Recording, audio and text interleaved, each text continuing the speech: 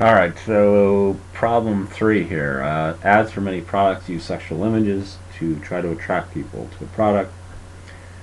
Um, but do these ads bring attention to the product advertised? So we want to design an experiment and test the presence of sexual images and then decide whether people can remember the product. So you got to describe an experimental design that required a match pairs T design. Okay, so in a match pairs T design, that means that the same person would see both images. So we probably have two. We'd probably have two types of advertisements, right? And then what we do is one group would see the ads with sexual content first, and then the second group would see ads with sexual content second, or actually with no sexual content first. Okay, and then we would compare. And how would we do this? We would randomly assign them to these two groups. So the same person is seeing both ads. It's just a matter of which one they're seeing first. So half of them would see the ad with sexual content first, and then they would go see the one with non-sexual content.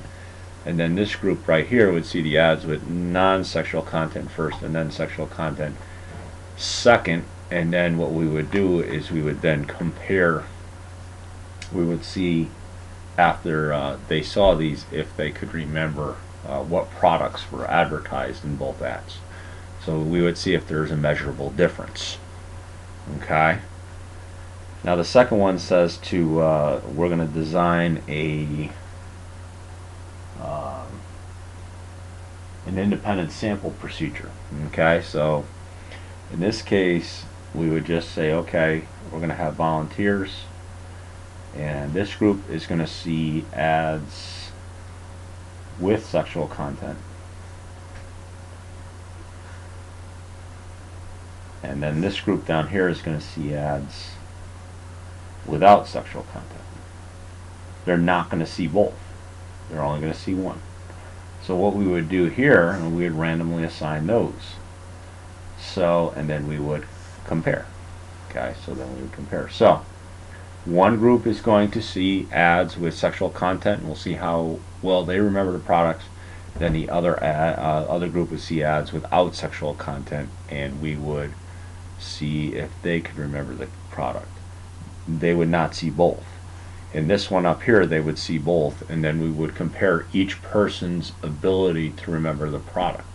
In this case, we would just compare the means of each group's ability to remember the product. So this would be a match paired test, and this would be actually a two sample t-test, okay, since they're independent samples.